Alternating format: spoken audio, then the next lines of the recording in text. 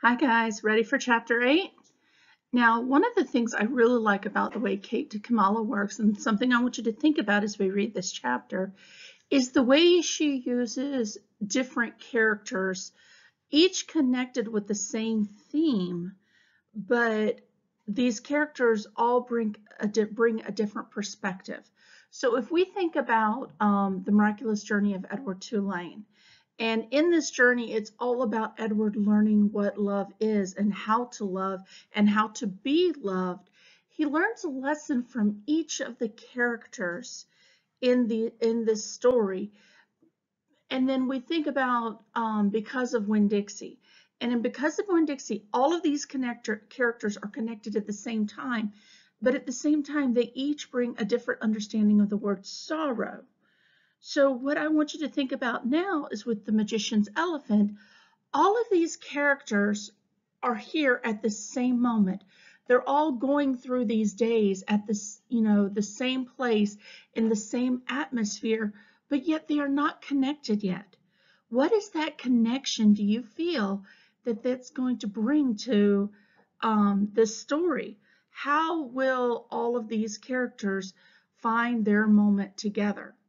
So today we're going to read chapter 8, and I want you to be thinking about this as we go back and learn a little bit more about Adele. All right, so let's go. Chapter 8. At the orphanage of the Sisters of Perpetual Light, in the cavernous storm room in her small bed, Adele was dreaming again of the elephant knocking and knocking. But this time Sister Marie was not at her post, and no one at all came to open the door. Adele awoke and lay quietly and told herself that it was just a dream, only a dream. But every time she closed her eyes, she saw again the elephant knocking, knocking, knocking, and no one at all answering her knock. And so she threw back the blankets and got out of bed and went down the stairs in the cold and the dark and made her way to the front door. She was relieved to see that there, just as always, just as forever, sat Sister Marie in her chair. Her head bent so far forward that it rested almost on her stomach, her shoulders rising and falling, and a small sound, something very much like a snore, issued forth from her mouth. "Sister Marie," said Adele. She put her hand on the nun's shoulder. Sister Marie jumped. "But the door is unlocked," she shouted. "The door is forever unlocked. You must simply knock." "I am inside already," said Adele. "Oh," said Sister Marie, "so you are. So you are. It is you, Adele. How wonderful! Although, of course, you should not be here. It is the middle of the night. You should be in your bed." "I dreamed," said Adele. "But how lovely," said Sister Marie. "And what did you dream of?" "The elephant." "Oh, elephant dreams. Yes, I find elephant dreams particularly moving," said Sister Marie. "And portentous, yes. Although I am forced to admit that I myself have yet to dream of an elephant. But I wait and hope. One must wait and hope." "The elephant came here and knocked, and there was no one to answer the door," said Adele. "But that cannot be," said Sister Marie. "I am always here. And then another night I dreamed that you opened the door, and the elephant was there, and she asked for me, and you would not let her in." "Nonsense," said Sister Marie. "I turned no one away." "You said you could not understand her." "I understand how to open a door," Sister Marie said gently. "I did it for you." Adele sat down on the floor next to Sister Marie's chair. She pulled her knees up to her chest. "What was I like then," she said, "when I first came here to you?" "Oh, so small, like a mote of dust. You were only a few hours old. You had just been born, you see." "Were you glad?" said Adele. "Were you glad that I came?" She knew the answer, but she asked anyway. I will tell you, said Sister Marie, that before you arrived, I was sitting here in this chair alone, and the world was dark, very dark, and then suddenly you were in my arms, and I looked down at you. And you said my name? Said Adele. Yes, I spoke your name. And how did you know it? How did you know my name?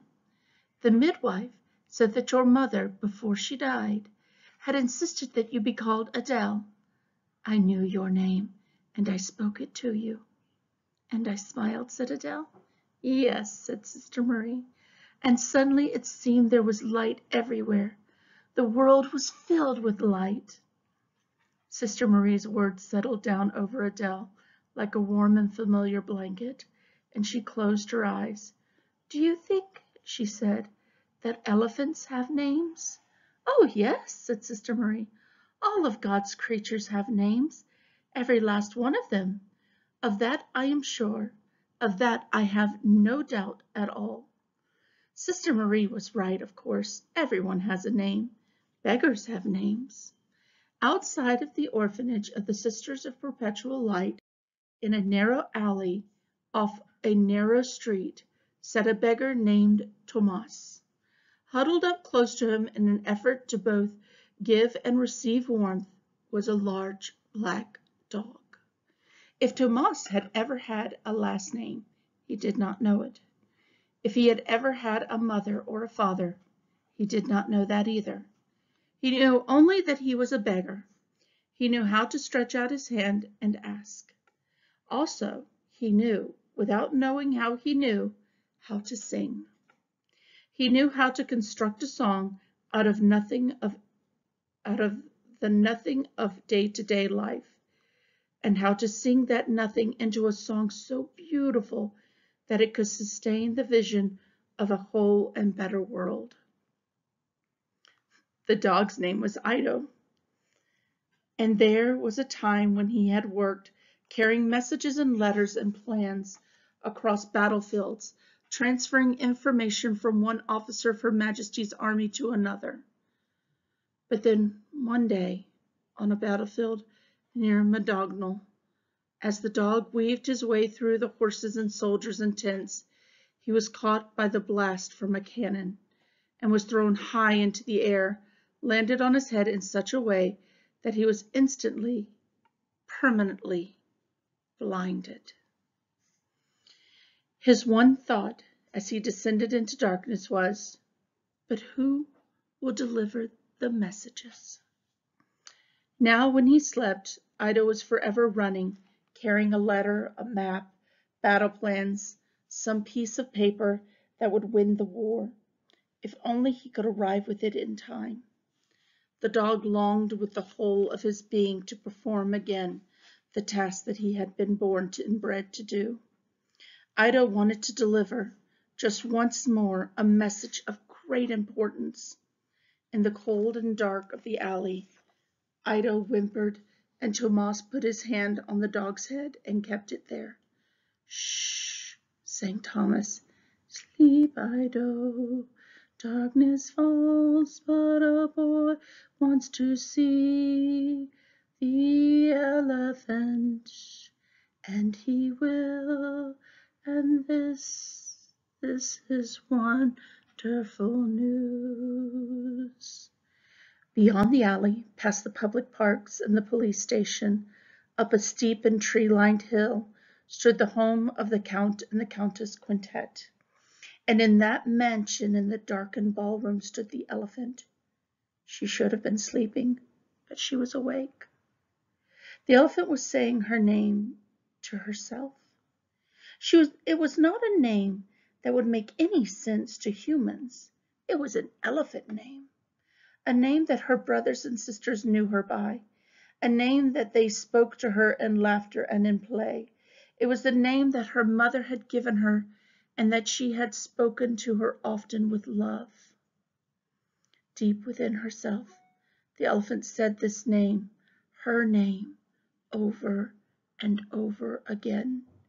She was working to remind herself of who she was.